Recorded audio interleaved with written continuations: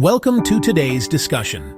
I'm Innocent Arawa Agano, and I'm speaking with three child experts about a critical issue: the harm caused when parents shout at their kids. Shockingly, research shows nearly 2 in 5 children report being yelled at regularly. We want to understand why this is so dangerous and what parents can do instead. It's hard for parents to hear, but shouting can actually reshape a child's developing brain.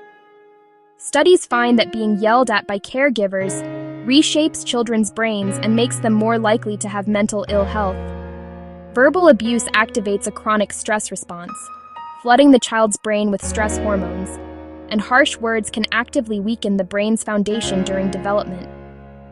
In practice, this means children who are scolded, insulted, or shouted at may start to see the world as threatening, misinterpreting neutral faces or jokes as hostile.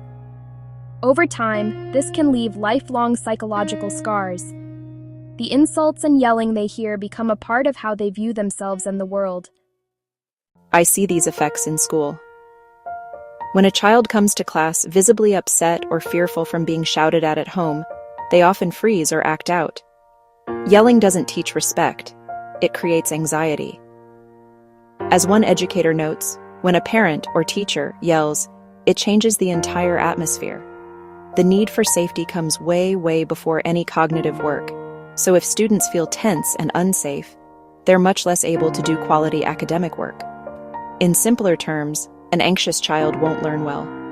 They may tune out your normal voice, become distracted, or feel resentment. In fact, research even shows that classrooms run with harsh, authoritarian discipline see more aggression and less genuine respect from kids. A peaceful, respectful tone helps children feel secure and ready to learn.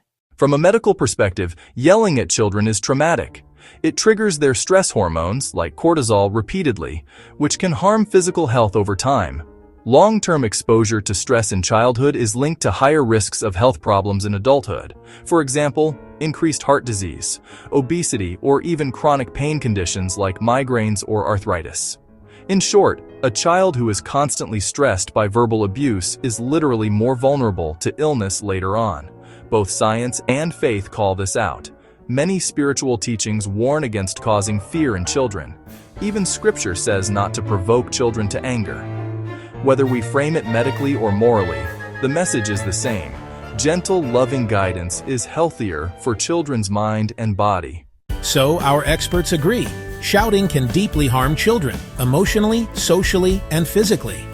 Now let's wrap up with clear advice for parents.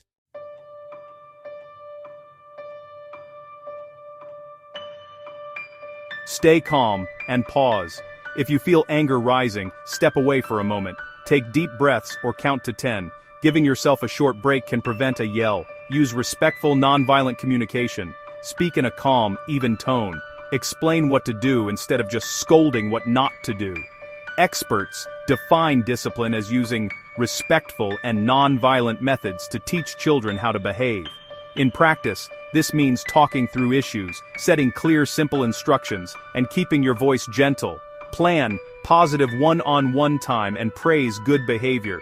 Spend a few minutes each day focused just on your child. Even a short activity or conversation can strengthen your bond. Catch them being good. Notice and praise even small, positive actions. Studies in UNICEF remind us that kids thrive on praise, which encourages them to repeat good behavior. This creates a positive feedback loop rather than attention only for misbehavior. Set clear expectations and calm consequences. Tell children exactly what you want them to do, e.g., please put your toys in the box, rather than just saying, don't make a mess. Establish simple, age-appropriate rules and explain any logical, calm consequences for breaking them. Follow through consistently but without anger. Kids need to know limits, but yelling over small mistakes confuses them. Take care of yourself. Parenting is hard and we all get stressed. Make sure you're sleeping and eating well.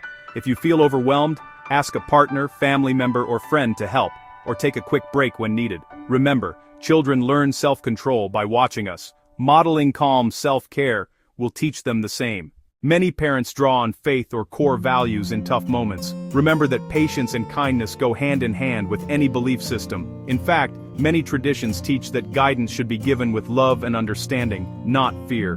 By managing our own anger, we protect our children's hearts and minds. Above all, you're not alone. Every parent slips up, but each time we chose a kind approach, we build our child's trust and resilience. These small daily choices, using a soft voice, giving hugs instead of yells, explaining calmly, add up.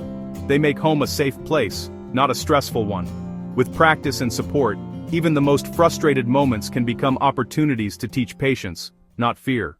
Keep these points in mind, and know that seeking help through parenting groups, counselors, or clergy is a sign of strength, not failure. Gentle, respectful parenting truly is the best way to help children thrive. Settings: use appropriate media. Add word-by-word subtitle.